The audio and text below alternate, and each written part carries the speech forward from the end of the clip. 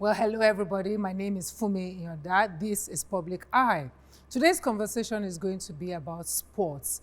With a population that's mostly young and a youth bulge that's spoken about with a lot of interest across the globe, Nigeria should perhaps be one of the leading countries in sports around the world, not only in performance of sports, but also in sports as an industry, as an enterprise, and as a driver of development. Since the 90s, which were the glory days of Nigeria's sports, it would appear that this has not come to pass. What could change this? What might change this? What really do we need to do? And who are the drivers of today's sports in Nigeria? That will be the conversation for today. But my guests today are mostly sports people whom, if you asked me, if you left it to them, they would run the country. All right? We're going to see a short clip, and when we come back, you will meet my guests right after the break. Nigeria first participated in the Olympic Games in 1952 and has competed in every Summer Olympic Games since then, except in 1976 when Nigeria, alongside 26 other countries, boycotted the Games because the International Olympic Committee (IOC) refused to ban New Zealand after its national rugby team toured South Africa in defiance of the United Nations call for a sporting embargo on South Africa because of apartheid. Nigeria has one of the finest national teams in Africa and has produced many notable footballers. It has been crowned champions of the Under-17 World Cup 5 times and has lost at the final round twice. Its women football team won the first 7 African championships and through their first 20 years lost only 5 games to African competition. Nigeria has won 3 gold medals, 9 silver and 13 bronze medals in the Summer Olympics. Chioma Ajunwa, Rashidi Yekini, Miriam Usman, Stephen Keshi, Blessing Okagbare, Divine Oduduru, Falilat Ogunkoya, John Mikel Obi.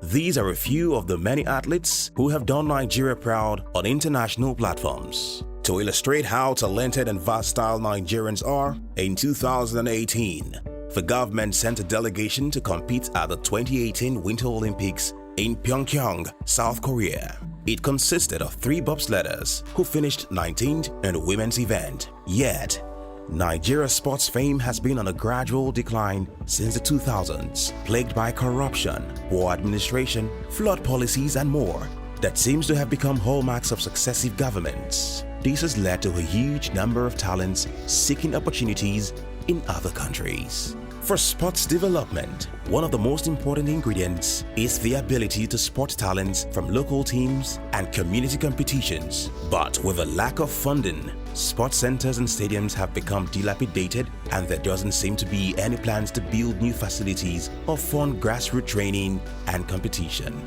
We are here today to examine what a post-COVID Nigerian sports industry should look like and to incorporate our findings and outcomes into what we believe will be a robust national sports policy that will start us off on the journey towards an industrialized sports sector. All right, welcome back. So, well, a little fact is that in my other life, my desire had been to be a sports person, but I didn't have enough stamina, or maybe I didn't have enough will. So I did the next best thing, which was to become a sports journalist, which I was for many, many years, until I quit because, well, I just couldn't bear staring at athletes doing what I wanted to do, which is why it's my delight to have this first of my conversations today. And my guest this morning is a Nigerian hero. His name is Ahmed Koleosho. What you need to know is that Ahmed has 12 gold medals. That's where I'm going to start from. Ahmed, let me just say hi first. Hello, ma. You've got 12 gold medals under your belt from various table tennis competitions worldwide. You are one of the pioneers of differently abled persons who have established Nigeria as a force to be reckoned with in sports around the world.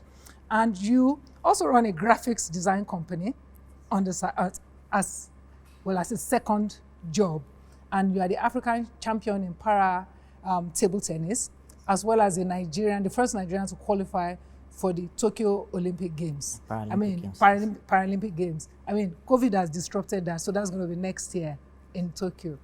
Well done. Thank you, ma'am. Thank you very much, ma'am. I'm very starstruck and jealous. So to start with, where do you hang your medals in your house? Yes, just basically my room. In your room? Yes. So you wake up and you what? You look at them? Just look at it and hope to add more medals as time goes on. Yes. Tell me about you and sports. I actually joined sports after graduating from University of Lagos. After my service in What did you study at University? Computer engineering. Computer engineering? Yes. And I finished 2010. And after service, I actually stumbled on paratable tennis by accident. When I went for my routine checkup, I just asked where I could always practice, because I've always loved playing with my friends where I grew up. And when I was introduced to some people and told me to go to the stadium to check if I could just find it. So on holding the racket, and I trained with one of the coaches there. He actually told me, you're actually better than most people that are doing this thing. Why not try to look into it as a means of, then with time, then they were preparing for a national competition. It's more or less the Olympics within Nigeria. They call it National Sports Festival, which was held then in Rivers State. So I actually went with Lagos State just to look at how things were, and although it was a bit challenging, being within the sports arena, but I kind of liked the experience. And when I go back, I talked to my family and I said, I would like to give this sport a try. Let me see how it goes. That's really remarkable, because what you've just described is almost like it wasn't like you trained from childhood or you had a dream, you stumbled upon it and you found out you were really good, which makes it double annoying, really. But still, I mean, that's really special. Do you remember the first big competition you won and how that felt like? That would be my qualifiers at Morocco 2015, qualifying for the Paralympic Games. And being the very first attempt, no one really gave me the chance, because I was meeting the very best in the game from Egypt and Morocco as well. So being my very first outing, no one really gave me the chance. All I was just told was just to give your best shot at least. Never can tell. And getting there and beating all the champions really gave me more motivation to do better. So the other thing I noticed, what you were saying, when you were going to practice, you hired a coach by yourself and you paid that coach. Yes. So it wasn't as if there was anything systemic, no, that helped you no. in the process. No. So I know that Paralympics is one of the Paralympians have done Nigerians very, very proud. Also, able-bodied sports persons have done really well for Nigeria. How much support do Nigerian able-bodied get in the system, Well, it's a bit sensitive. I can see you wanting to be polite. This is not a show where we are very polite, because you don't get things changed. Well, it's a bit sensitive topic, but in all fairness, maybe because of the level of exposure we have in Africa as a whole, it's quite challenging to develop special sports. We have a lot of challenges. The very first thing will be stigmatization, and that has really cut across special sports in Nigeria. Accepting us as the major part of sports in the country is a big problem, and that has affected many things, especially sponsorship, setting up competitions for us. It's a very big challenge, and having access to facilities.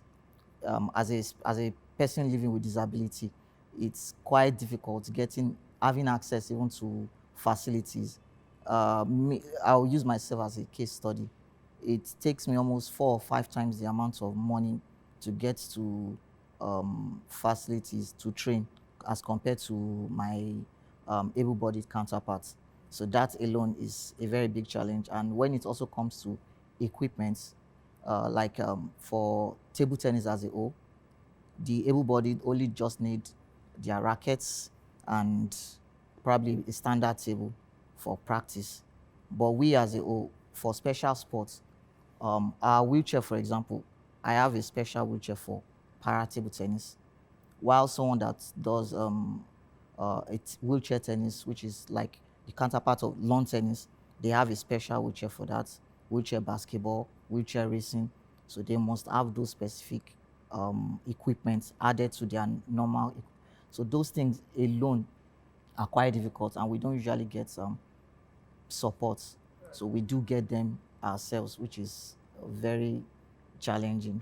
So coupled with that, with number of competitions being hosted for us not being enough, and just general stigmatization, it's a very big challenge for we as special sports. In what athletes. areas of sports do Nigeria compete, more frequently or strongly in special sports? I know there's table tennis. Yes, I know yes, the rest. para-table tennis, Yes, powerlifting. Yeah, that's yeah. Then athletics, we participate in athletics. Just those three basic ones are the main ones, and we are trying to expand. Right. There are more sports. We have wheelchair basketball.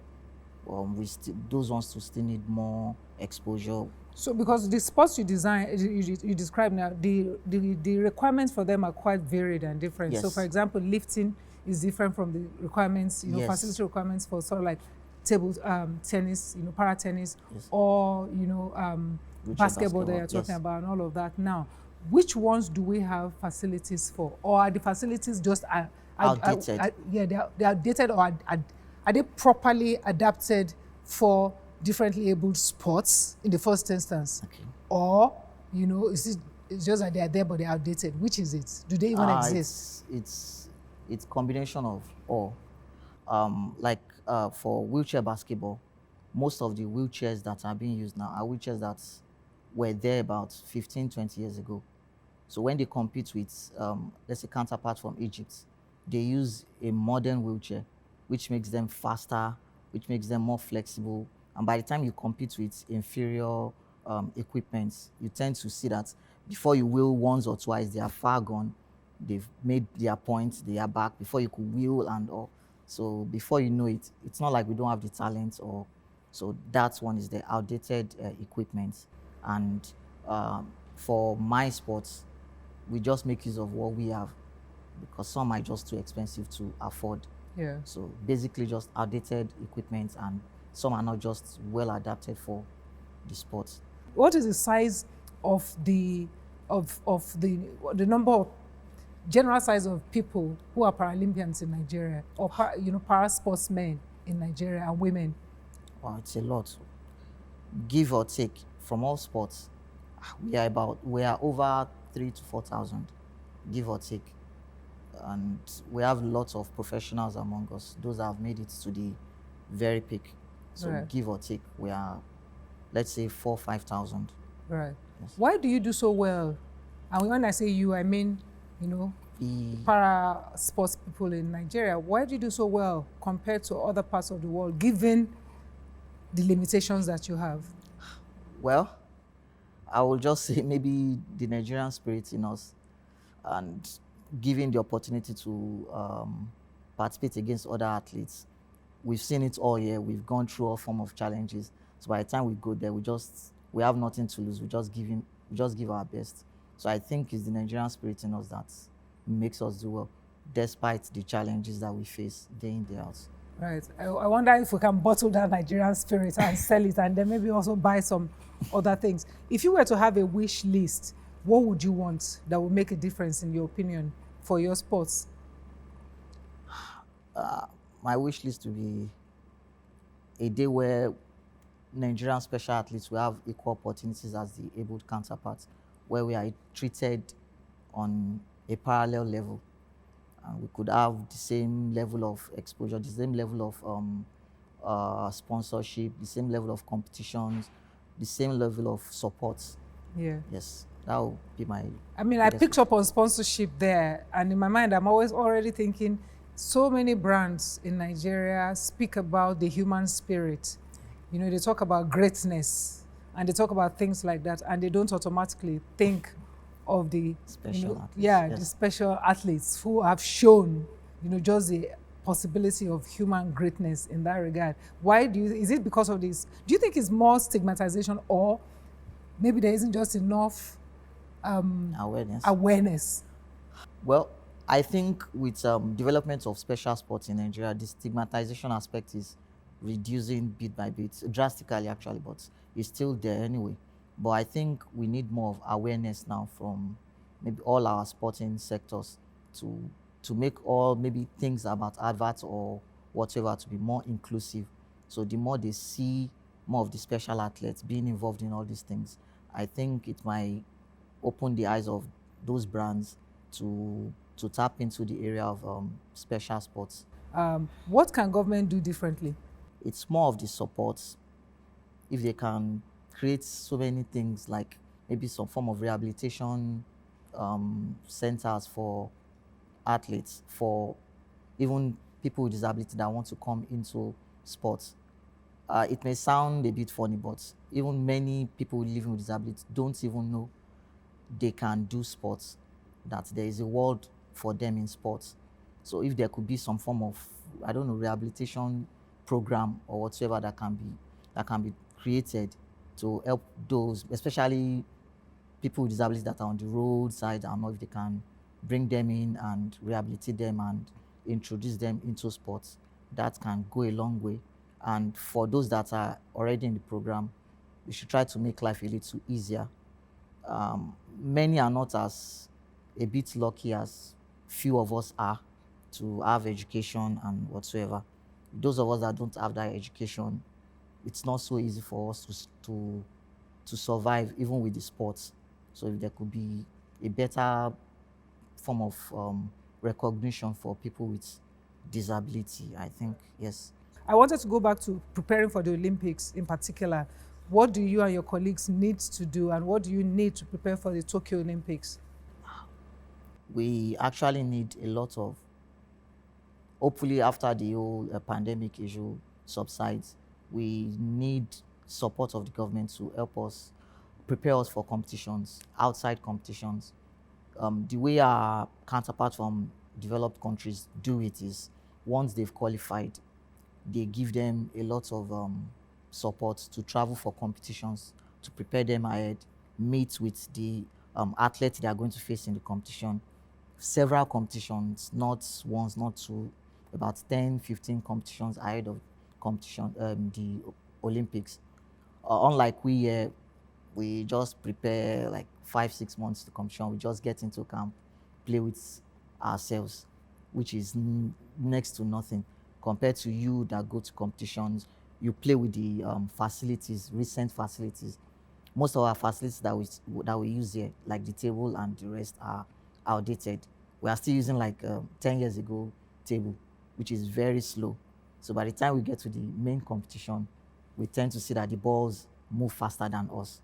So, but to beat all those challenges, we have to go for competitions ahead of the Olympics and proper camping ahead of that time to also prepare us. Yes. Those are the things we need.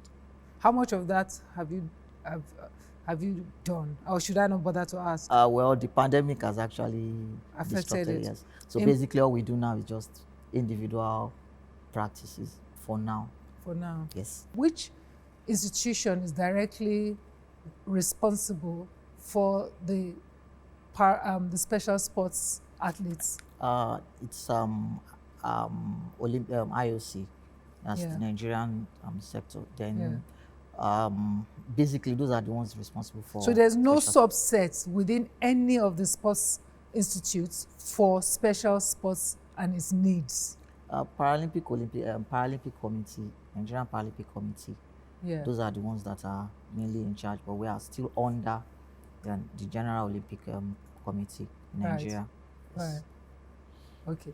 Well, I mean, I'm going to now watch specially because I've been watching to see how you do, you know, and I'm going to say thank you for you know, what you've done so far. I think that you're just a great example of how the Nigerian spirit really in that regard. And hope that you bring us some more medals. Hopefully. You know.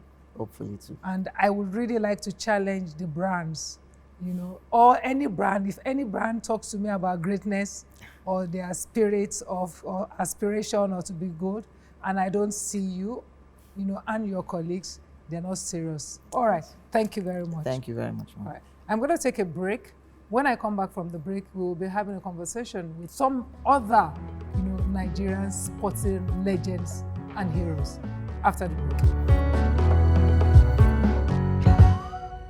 Right, welcome back. It's Public Eye, and my conversation today is around and about sports. Earlier, we were having a conversation with Ahmed Koleosho, who's one of Nigeria's foremost Paralympians and para-athletes. Our next conversation is going to be with two of Nigeria's foremost heroes in sports. I dare say the reason I'm wearing a cape on today's show is because I'm spending the day with superheroes. My first guest for this session is Chief Falilat Ogunkoya. She needs no introduction, but I'm still going to read a bit about her. Chief Ogunkoya was one of the first athletes to put Nigeria on the world stage. She's been representing Nigeria in athletics since 1986 on all levels. She's won 6 gold medals, 6 silver medals, 2 bronze medals. She won a bronze medal in the 400 meters behind Maria Jose Perez. Anybody who was around at that time knows what that means. Just to hear that. She's currently, she's run some of the fastest times in the world in her category. And currently, she mentors young people through her foundation, Falilat Ogunkoya Sports Foundation. She's also the Southwest and Ogun State chairperson for athletics in Nigeria. It's a pleasure to see you. Pleasure to see you. I'm going to come back and do my fangirl thing. Let me introduce my second guest. My second guest, I watched him for so many years on television thinking, how fast can a person run? You know, Mr. Enefiok Obong is an Olympic gold medalist. He's a writer, a businessman, an administrator. He's the only, you can tell me if I'm wrong with any of this. I think you're the only Nigerian to have won 2 Olympic gold medals. You've seen another one there. I've seen another yes, Only Nigerian man. Only Nigerian man, yes. In that regard. You know, you're also the captain of Team Nigeria. To Manchester. To Manchester. Yes. You know, and you're a board member of Nigerian Olympic Committee and founder African Sports Support and Education Trust, as well as your own athletics academy. Thank you. Too many qualifications on the table. You know, but I want to start with that you were one of the reasons why many parents started also allowing their daughters to participate in sports. So I wanted to say thank you for that. Mm-hmm. However, I want to ask a question. Why has nobody who has played sports run sports in Nigeria? I think we have been cheated. They always like to, when they want to make decisions, they don't involve you. But when something happens, they will call you and ask you, why not just put one of us there to see what we can do to change the sport? Because we are going there from our heart. This is what we love. This is what we do. And when you put somebody there and something happens, you are coming to me to ask me that, what's wrong? What's going on? You know, we can fight, we can do, but when we right thing to do, we surely do, you know, our best. Right. I mean, doesn't that speak to some of the, because sometimes when I hear some of the challenges, you could tell that maybe even the process is not clear. You know, what should the process really be to prepare? And I'm talking about performance level now. We can still talk later on about the enterprise level and about industry level. So go a little bit back into your administrative level. I think sports is run in Nigeria side by side politics. So when you have sportsmen who really are not politicians, it's very difficult to get a slice of that. But we will not be entirely correct if we say that sportsmen have not been given the opportunity. A few years ago, the Director General of the National Sports Commission, Chief Patrick Ikeji, was once a footballer. He was in the Green Eagles. So we wouldn't really say that we've not been given opportunities. But the truth about it is that the country has not, as of yet, taken sports with the seriousness that we need to bring a technocrat or someone that really, I think when we are sharing ministerial posts, the one that remains. I say, who never gets minister? Oh, okay. Musa, give him sports. So maybe that's how it's shared at the end of the day. So the seriousness and, like you say, to that sports is not should be taken not just as a participatory thing, as an industry, as an enterprise. Once we start visualizing sports as that, we now start looking for serious people that have done it before and that can bring something new to sports to start taking it over. You rightly said, all sports people have soft skills that you don't get other places. We are disciplined. Sometimes some people don't appreciate that, look, what we see in 10 minutes or in 10 seconds or in 1 minute on the screen is actually years and years and hours of hard work. And that's what, when you start realizing that, you now know that there is more to it. There's more to Ahmed than just playing 20 minutes of table tennis. There's more to Chief Ogunkoya than 49 seconds of running. That's just the tip of the iceberg. What is under the water is a lot of hard work, discipline, and a lot of preparation. Right. I also see that a lot of athletes who are originally Nigerian or of Nigerian origin don't perform for Nigeria. They don't. I remember being, I think it was in Greece. It happened in Sydney. I was there for the Olympics. I can't remember who the weightlifter was now, who covered himself. He was so grateful after I won the gold medal. He covered himself in his Canadian flag and he wept. And I sat there too as a Nigerian and I cried. I cried for him, but I also cried for us. It happened again, I think, at 2004 Olympics in Greece. There was another one, I was watching him win. I can't remember his name too. Second, I think he won a silver medal. And I was right there touching the distance. And I was thinking, you know what I mean? I'm happy for them. But it didn't seem to make sense for a lot of athletes who are younger to then perform for Nigeria, you know. We really need to appreciate our own. If you see now on sports, WhatsApp group, when something happened in Europe, you see the way they are out of 100, you see 99.9 saying something. When it comes to Nigeria, nobody is saying anything. And I will look at them, I will like, all we are saying here that we want to move sport forward. We want to help the people. That's all, we are 170 something million. The other country have, Jamaicans is less than 2 million. Bahamas is less than 1 million.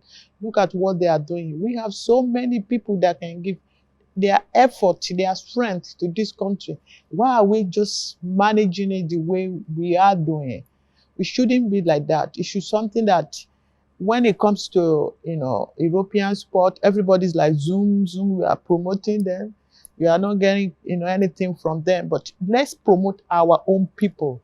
Let's encourage them. Let more people come and say, this, I want to represent Nigeria. Oh, I want to run for Nigeria, But if you look at what is going on around you, you will not represent Nigeria. But some of us, because we have the passion, that age 12, age 13, you have this is what I want to do. As some people are still like that, we need to encourage them. All of us need to run around it, because that's one thing that unites all of us is sport. Why are we doing the way we are handling it?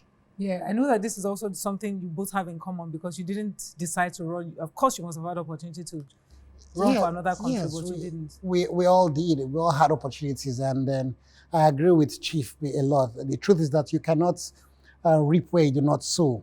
And lots of these other countries have prepared the athletes, irrespective of where their origins are, for the Olympics. And when an athlete is putting so much effort on his own or her own and tries to reach the top, and we do not help them or appreciate them, at a point, the slightest opportunity where they see that they can be helped, and they move there.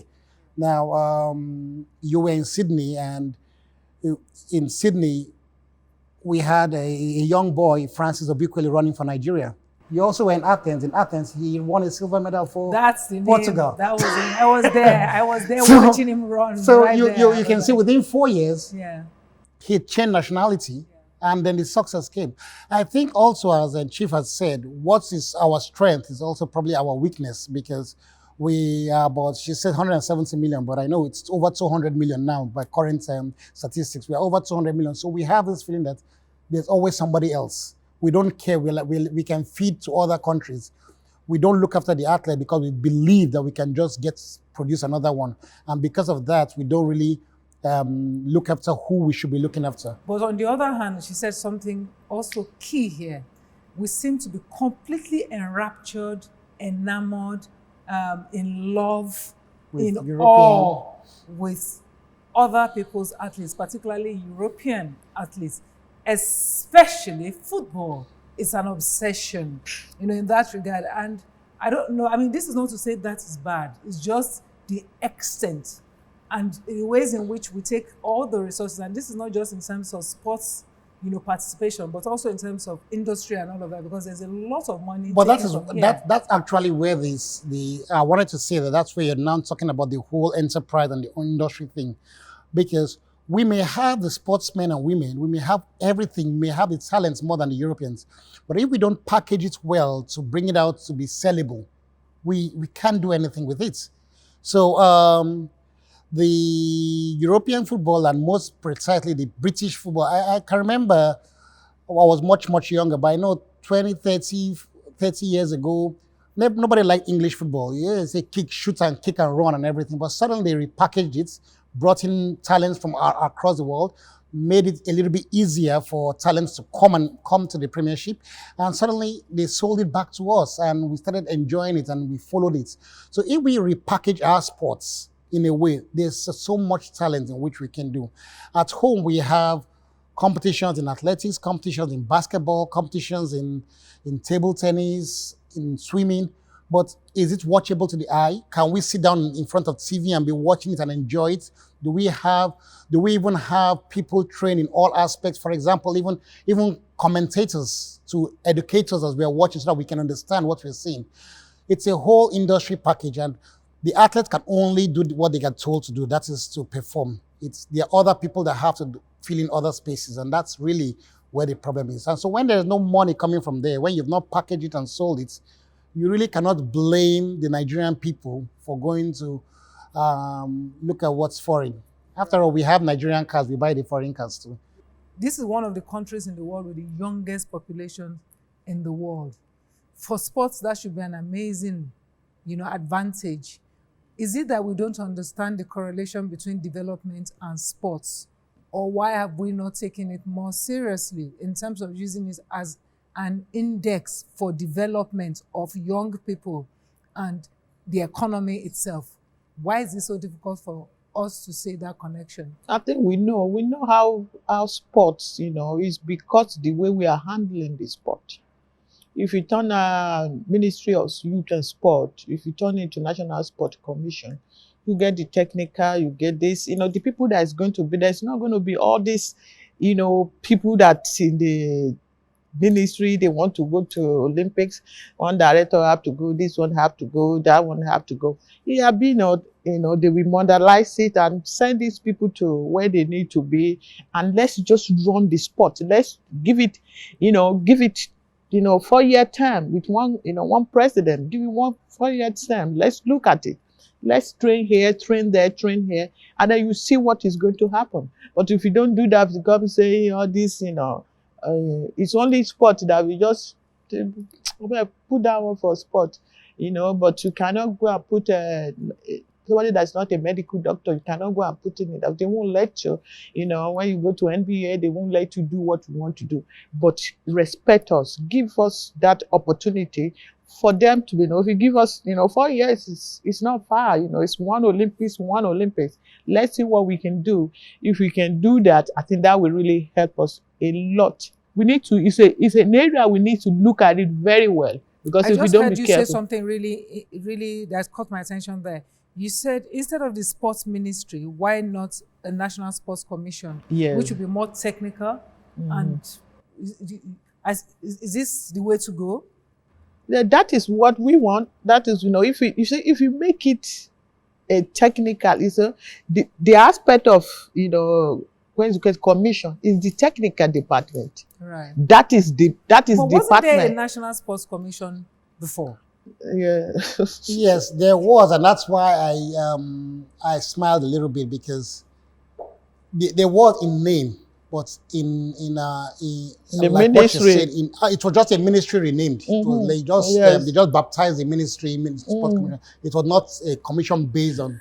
If it's a sports commission, you shouldn't have all the ministry people and All the same those is too process. It much. should be sports commission. So that's where we have the difference. Yes. Does it help to look at sports, for example, like we look at finance ministry, so that you have a CBN that's, well, by and large, independent, so that then you have a National Sports Commission that's independent of the sports ministry?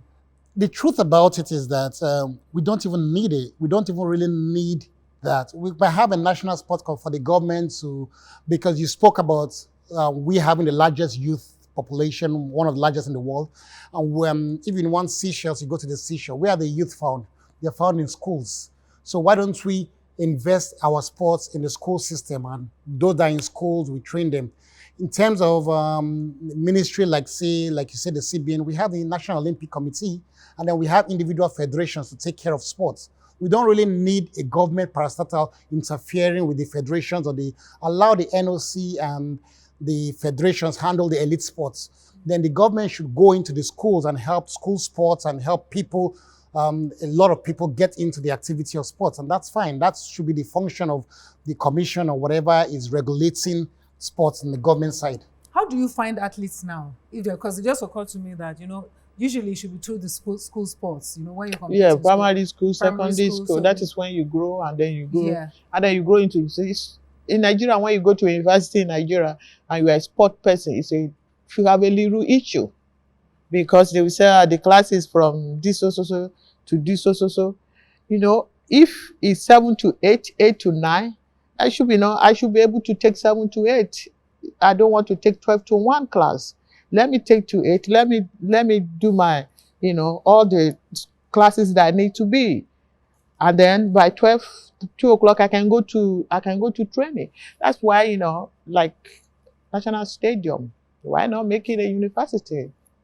Now you make it a university, okay, I can go to that place. There's a lot of things there that you can just change it and make it a university. And okay, I don't have to go to US. I don't have to go to Europe. I can still get my education. I can still go to this place. I can still do this. They can monitor them. You can see them. When you do that, people say, okay. But the way we are doing it, and this one we say, National Sports Commission, we are coming. Because if you don't be careful, in another 12 years, Nigeria will not win any medal in the Olympics. That's why it's good to have people, because she's coming from a different school. Now, when you say a different school, now she's schooled in the US and she's been fitted into that system, and it helped her in her success as an athlete. Now, I schooled in Nigeria, and I know the obstacles I had being in university and trying to do sports. And like you just said, I had lectures from 7. I was in medical school from 7 to 7, and I had no chance to train. But if I was in a system like she had, and I say, look, you choose your classes, and then you have your class to train, your time to train, and then I'm sure in our universities we'll have more people taking part in sport. We lose a lot of athletes entering university from the transition, because almost every secondary school does sports. But from the transition, and I'm sure that you are doing sports in secondary school, but that transition from secondary school to university, we lose a lot of athletes, because they're now focused on, okay, what's the future like for us? Is this our career? We want to be bankers, we want to be doctors, we want to be whatever we want to be. And then we enter university, and then the life just changes. But if the university was set up in a way, or if there was a university where sports was given priority, I'm sure a lot of people will like to go in there. And before I even go further, I just want to touch one other thing that she mentioned earlier on, because we are in lockdown, and she mentioned a lot of training facilities are closed down. Now, in developed societies, in Europe and in some places, athletes, especially the elite athletes, are tested. They are given tests often and allowed to train. As long as you're negative, you're allowed to train, given centers to train. But here, nobody cares about the elite athletes. And by the time we get into 2021 and it's time to the Olympics, we will start looking for athletes. We say, where are they? And if we find them, say, you're not ready, you're not ready. But meanwhile, you did nothing. At this point that we're having a problem, what you should have done is that those of your top athletes, you say, okay, you can come and use these facilities. Test them for COVID. Every time they come, test, and then you allow them to use so that it's safe, so that they can still train. Because in other countries, they are still training. They are allowing people to train. You hear the footballers will go, they do their testing, then they go and compete. But here we are just, all the athletes are at home sleeping, saying, okay, we've closed the stadium, there's lockdown. And it's not whatever you do in 6 months, while you sleep for 2 weeks, that's it. You've lost it. We lost it. Oh, Lord, God, gone. It gives me concern, it gives me worry, because when I see the athletes that they have been putting so much effort, they have been rolling in the Olympics, what has happened has happened. We thank God for that. Let's move forward. Don't let's say because something had happened, you have to it's only sports that you want to just lock the door, close the gate. When you try to tell them the way they be telling you, be looking at them that, not be so now like this, but it gives me concern because I don't want the athletes to leave. I don't want them to go because we have to start all over again, trying to bring somebody else. So we need to really handle it. The manner we did, I did not like it because I've seen a lot of athletes now in Europe. They are going to Europe, they are competing. Some people are breaking records, but I've not seen my people, when I don't see that, green, white, green, it gives me concern because these athletes, they are giving a lot of effort for them to achieve whatever they want to achieve. Don't let it yank it away from them. So there has to be provision for elite athletes to be able to train, especially they've qualified to go to the Olympics. They have to be ready. Yeah, they have to be ready, and if you don't be careful, they will go and get pregnant, or they will just go and then you'll be seeing what you're supposed to see, and then when you are asking them, they will tell you, I think what I do when they are posted. And it gives me concern because it takes a lot. It's a lot of hard work for you to be able to train and be in one position, and they just drop you, and you look at yourself that what is going on. And the way the team was handled, I did not like it because I was looking at them that they are not training. This one will come, Chief, have you talked to them? I said, I've been trying, they're not listening, but I will continue. It gives me concern because I want to see this athlete, because if they have 4 years or 10 years, they want to do it, let them just do it. Let them achieve what they want to achieve. And they be ready to be praising them for. But the way we handle it, they just shut everything down. They just say, go home. And they just lock the stadium. I say, why are you locking stadium? It's true. We see some people you don't want to see because we don't have the control. But let's manage the one that we have, that this is for us. Let's manage that. If you could advise now in terms of, just the short run, in terms of the participatory place, because for the enterprise and development and all of that, that's interwoven with so many other things. And that is a Nigerian conversation, really. Yes, it is a Nigerian conversation. And I really wish we understood how powerful that conversation is if we can develop all of these things and make them work one together. However, if I focus on the participatory one, especially ahead of the Olympics, and ahead of, just the idea of getting Nigeria back there in the public, the global public stage, what needs to change? Well, funny enough is that the conversation you're talking about is what he's trying to do with the sports industry policy, which he's trying to bringing everybody together and let's have this. But to answer your question, that for now, what can we just do? That's a big thing. So I think opening sports ground, opening public schools might be one avenue in which people can play with it in particular time. Most of the government schools in Lagos have big fields, most of them. So probably in every local government, you can say they can put out that one from 4 to 6. This is a playground, we play football, boys, girls, and have somebody coordinate. It's probably a sports council person or something. I think that's something that can easily be done so that people can have where they can go. Because now, once the schools are closed, you said if schools are not open, but even when they were open, once they are closed, they ring the bell 3 o'clock, everybody goes home, then it shuts it down, the field is wasted. So I think that's what we can do. We can actually open up these schools so that people can come and use them to express themselves. We should promote our own. We should encourage our own. We Yeah. should like I'm going celebrate to ask, our own. Yeah, I'm going to get my audience involved now, because I sit here in the moment, and something that is it's a pet peeve of mine, and I really do hope we understand it for what it is. So, for example, I run a TV production company, and I remember talking to a friend of mine once when we were trying to sell an idea, and he said Nigeria is the only country he's ever come across where the people prefer to watch others than watch themselves. Yes, it's true. You can Very never true. go anywhere in the world.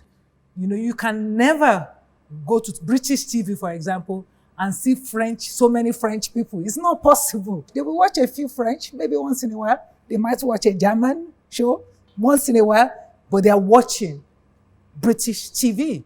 The French are the same, the German are the same, the Japanese are the same. Everyone is the same. We are the only ones. We will watch first the European, then we will watch the Asian, That's and Nigeria. then before we watch ourselves. As a people, we have to come to a point in our life where we start choosing ourselves first. I'm going to take a short break. When we come back, we'll talk with our audience. But after the break.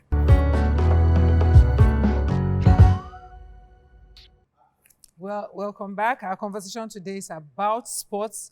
The desire is to turn Nigeria's youth bulge into sports gold. And I have gold medal winners and many medal winners on today's show with me, true Nigerian heroes and legends. We're going to take comments and questions from the audience. I can see that there are also some athletes, some young athletes. I'm going to hope that they have some things to say to us. You already have the mic.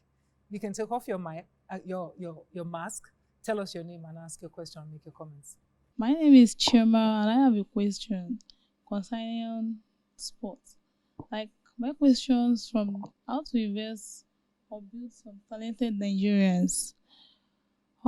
We have we have Nigerians, or let me put it this way, like, how do we carry those ones from the state level or from the country level, those ones with the talents? How are we going to encourage them to carry them along? Because we have them, but they don't have the opportunity to So showcase. those in the villages, so those in the towns. Both state level, both federal, we have some of them that are not being noticed. Like, how can the government encourage them or to carry them along? All right, the young lady at the back. My name is Linda. I'm from Enugu State. My question goes to Chief. She said earlier that Nigerians, we don't reap where we don't sow. But then my question is this. We Nigerians, we believe money is everything.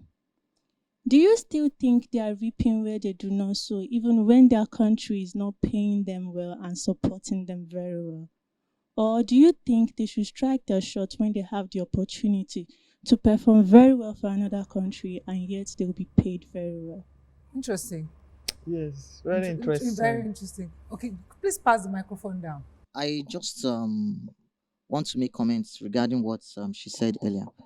From my little experience so far, I think the way we can carry along those new talents across to the national level is from states to the national level. There is a competition that is being hosted, I think, every 2 years in Nigeria, which is National Sports Festival, where lots of talents are being discovered. And there's also Youth Sports Festival. They need to find where the state's sports center is. Like for Lagos now is Teslim Balogun and Ropark. If they can find their way there, there are lots of young talents there, those in secondary school and those that just finished secondary school. So if they can find their way there, I believe those state sports centers are mostly open for youth. So if they can find their way there, they'll meet a lot of coaches who are very willing to accept new talents and help to groom them. Then from there, they help.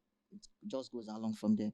Okay, so those competitions are ways to. Yes, they are one of the ways to develop them. Thank you. But everything is stage by stage. Even just by running in your school, it's a stepping stone. Most of the time, every state has to have a functioning sports council where you have your own state festivals or you have competitions. If they're not even functioning, Every federation normally have youth competitions and different competitions. It's not very difficult to just walk into any stadium or walk into any competition or talk to any coach and see how, if you're interested, and say, look, it has happened to me. Sometimes I coach kids and then someone just can say, look, I like to run, I want to run. And I say, okay, fine, come. And we start guiding them. And before you know it, some of them will even do very well and cross away. So the truth about it is that you just have to take the first step. It's not, if you're saying that you're waiting for the government to call you, nobody's going to call you. Nobody's going to call you. You just have to take the first step. If it's through the schools, if it's through meeting, being fortunate to meet coaches or to meet people, or sometimes you just walk, like he says, just walk to the stadium. You will see someone that will be there to help you. Okay, I mean, I hear you regarding that. I completely agree that, we should take both by the horn. You should follow those steps. We hear both of this. But sports is one of those things that you are best catching them young. And this is a show where we also challenge institutions to do better. I mean, the other part of this show is to talk with the Sports Commission and we'll get their own feedback on that. And that is this, what Chief has said earlier, school sports have to return. School sports has to be better organized. When I was going to US, I knew that, I want to come back. I want to that's why I read physical and health education, that I want to come back. I want to but when you finish, you say, what happened? So don't let what had happened happen again. Nigeria loves all of us. It's our country. We need to make it better. She threw a challenge. She threw a challenge. You said, no one should reap where they did not sow. That if Nigeria is not sowing, why should she reap? So that the people who are sowing should get the athletes of Nigerian origin. You see, I'm talking about the athletes. The athletes. If the athletes are the ones that have done so much, even some people quit when they didn't supposed to quit, that, maybe let the other people continue to go ahead with it. And those people, let's encourage them. Let's support them.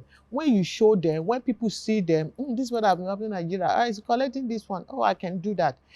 Put everybody together. Don't just dump the person that, the sweat, the everything for Nigeria, and then other people don't know them. Look at our woman, Ogunkoya. Everybody was... Yes, everybody was praising her the last time when she was on the channel, everybody was, praising her. Nobody knows her. Let's show them, this is what we have done, this is what we have. Let's encourage them. If we do that, that will help us more. Yeah. The other people want to come out and say, okay, they are helping, they are doing this, they are doing this. Everybody will then come together and we make it as one, and then we get more people in the Olympics, World Championship. Some of them are not be able to go to Olympics, but they will still I want to represent my country. Most of the time, when you go for a competition, we've had lots of Nigerians representing other countries, but it started off in Nigeria. Nigeria gives you a platform, and we should not forget that. We may not be the best, they may not be so, but sometimes they give you that platform to go for a junior competition, and then you start being put by other countries. So that platform alone is something they've given you. We're not living in isolation. There's so many underlying things. So sometimes be very forgiving to your country. Okay, they're not doing, but at least there's always something that they will have done for you. They may not have done what you feel, but let's sometimes be very lenient in saying that, okay, Nigeria doesn't do anything for me. They've given you a passport that enabled you to travel. Yeah. One of the things I've come to realize about the laws of nature, which governs us as human beings, is that you have to give back. I'm not talking about, you have to, the source, you have to keep replenishing the source. You know, that sort of thing. So if you don't, we are all depleted as people. And this is not a challenge, this is not an accusation of anyone. It's something that all of us should start to begin to think about. That's how you grow. Thank you for your work. Thank you very much. Thank you also for your work. And thank you everybody who's been part of this show. And you, Hamid, thank you. We'll be watching out for you at the games next year in Tokyo, DV, by the grace of God. That's our show. Thank you for watching. Of course, you will notice that this is the show where I'm not fighting anyone. So I'm not going to say we are watching you. But yes, we are watching one another. Remember to always follow us on our social media platforms. All the conversations we have, we carry them on there. You can leave your comments, you can leave your questions, you can tell us your own stories so that they inform the shows that we do in the future. Thank you for watching. Watch yourself as we will continue to watch you too. Bye-bye now.